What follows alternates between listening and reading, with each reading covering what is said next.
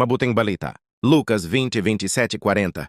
Ang mabuting balita ng Panginoon ayon kay San Lucas, noong panahong iyon may ilang Saduseo na lumapit kay Jesus. Ang Saduseo ay hindi naniniwala na muling bubuhayin ang mga patay.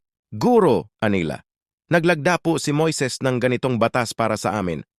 Kung mamatay ang isang lalaki at maiwang walang anak ang kanyang asawa, ang kapatid na lalaki dapat pakasal sa balo upang magkaanak. Sila para sa namatay may 7 magkakapatid na lalaki. Nag-asawa ang panganay at namatay na walang anak. Napakasal sa balo ang pangalawa at namatay. Gayon din ang nangyari sa pangatlo hanggang sa pampito. Isa-isang napangasawa ng babae at pawang namatay na walang anak. Sa kahuli-hulihay namatay naman ang babae.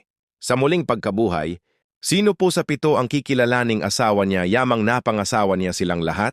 Sumagot si Jesus, sa buhay na ito, ang lalaki at mga babae ay nag-aasawa, ngunit ang lalaki at babaeng karapat-dapat na muling buhayin para sa kabilang buhay ay hindi na mag-aasawa. Hindi na sila mamamatay sapagkat matutulad sila sa mga anghel at sila'y mga anak ng Diyos yamang muli silang binuhay. Maging si Moises ay nagpapatunay na muling binubuhay ang mga patay sapagkat sa kanyang kasaysayan hinggil sa nagliliyab na mababang punong kahoy, ang Panginoon ay tinawag niyang Diyos ni Abraham, Diyos ni Isaac at Diyos ni Jacob, ngunit ang Diyos ay hindi Diyos ng mga patay kundi ng mga buhay, sa Kanya'y buhay ang lahat. Sinabi ng ilan sa mga eskriba, magaling ang sagot ninyo, Guro, at wala nang nangahas na magtanong sa Kanya ng anuman. Ang mabuting balita ng Panginoon.